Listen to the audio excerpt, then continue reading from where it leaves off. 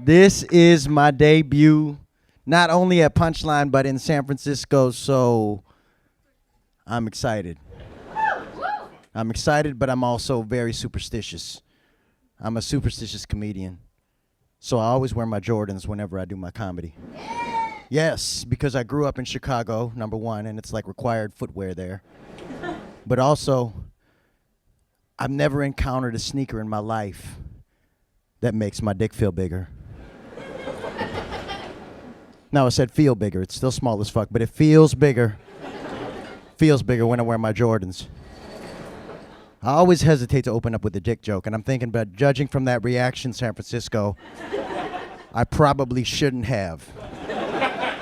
However, I was listening to Eddie Murphy Comedian, the old school album, and he opened up with the dick joke. But his dick joke was a big dick joke because he's a black dude, and my dick joke was a small dick joke because I'm Filipino. So it's like, you know, the yin and yang of dick jokes. You know what I'm saying? That's right, I'm Filipino. I'm Filipino. I know I'm standing up here miscellaneous brown, but I'm Filipino. And coming up in Hollywood, it's hard being Filipino because you don't get a lot of examples watching Filipinos on TV when you're growing up, right? Like the first time I saw Bruce Lee was amazing, right? I was watching Enter the Dragon. And in that opening scene, he's like, don't concentrate on the finger or you will miss all the heavenly glory. Not gonna lie, my dick was hard. I'm not gay, but Bruce Lee does it for me. He's like he's a manly man, you know what I mean? But then I was watching the movie called The Rock. Have y'all seen the movie The Rock? It's in San Francisco, right? San Francisco filmed in San Francisco right when Sean Connery was released from prison. And they put him in, I think it was the Drake Hotel here in San Francisco, right? And they had him in a fancy hotel, and they had the FBI agents, and they were all eating his fancy shit. And he got his hair cut, and then right after he got his hair cut and put him in a fancy suit, he beat up all the FBI agents, and he ran down through the hotel, and then he ran down through the hotel kitchen, and then in the hotel kitchen, he bumps into a fat Filipino, and the fat Filipino says, "Hoy, putang ina mo, hayop ka!" And I was 15 when I first saw that movie, and I said, hold up, pause this shit, rewind that shit. Hoy, putang ina mo, hayop ka!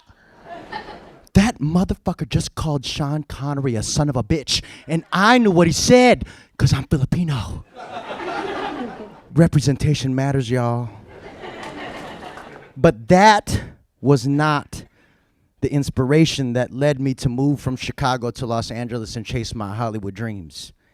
That was in Return of the Jedi. Now, everybody's seen Return of the Jedi, right? Now, in Return of the Jedi, when Luke and Leia land on the moon of Endor and they're supposed to disable the Death Star, right? You remember this scene? And then they get separated because the Imperial troopers find them, and they're speeding through the forest. But then Leia loses control of her speeder bike, and she crashes, but she's okay, and she removes her helmet, and it's the first time you see her long, flowing, beautiful hair. And then they cut to two Ewoks. And the two Ewoks say exactly this. They say, "Huy, tignan mo. Ayun, napakaganda." Now in Tagalog, in Filipino, that means, "Hey, look over there. She's beautiful." Ewoks are Filipino, y'all.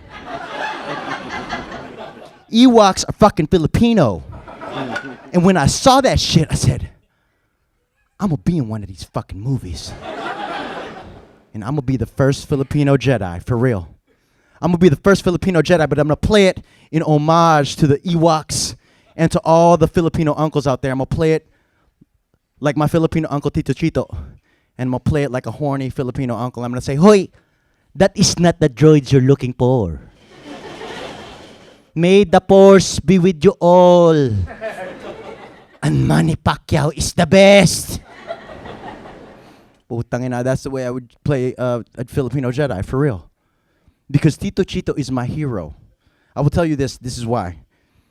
He is a 55-year-old man who is newly divorced, and this fool is killing it on Tinder. For real.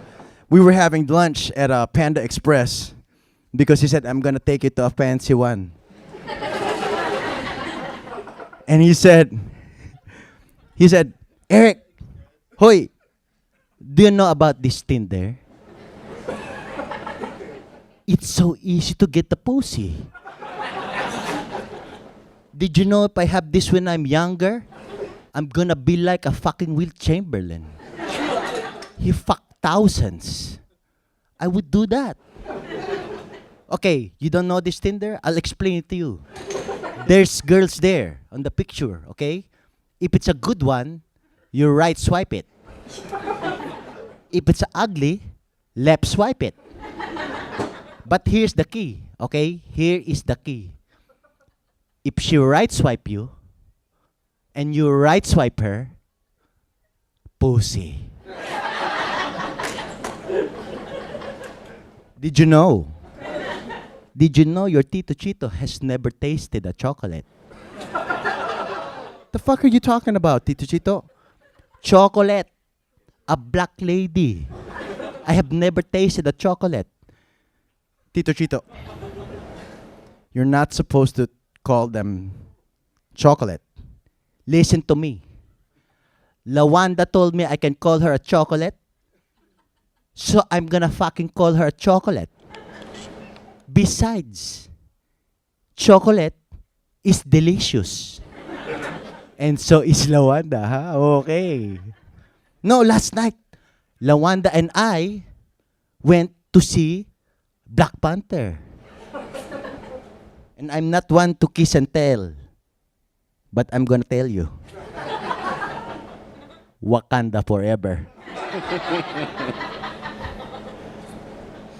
For real.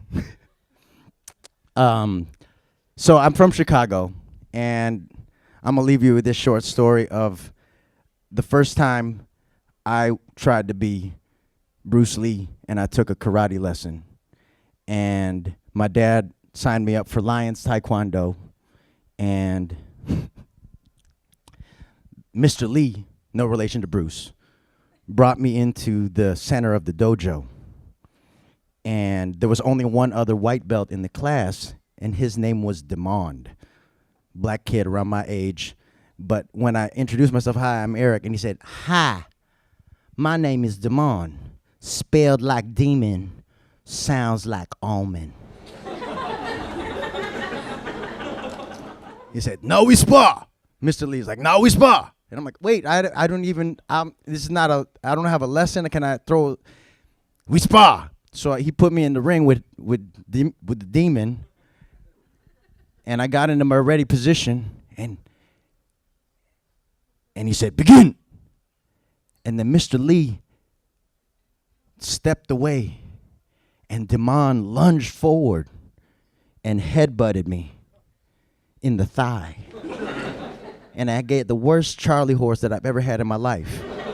Now, there were only 3 students in this class. There was me, Demon, and there was Tyrone, the higher belted black man who wore red nail polish to every class because he said, it makes me feel like a lion, baby, and this is Lions Taekwondo, okay?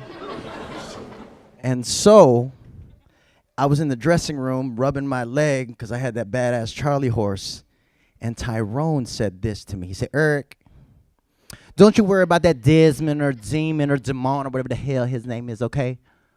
If there is anything you learn at Lions Taekwondo, it is this. Okay, you listen to what Tyrone tells you, okay? If there's anyone who's trying to hurt you or bully you or fight you, you look at him dead in his face with the hardest, meanest look that you can. And you tell him, I will kiss you in your hot mouth. And I swear to God, Eric, you will never have to fight again, okay? And I've used that, and that has kept me safe. Thank you very much, San Francisco. I'm Erick Esteban.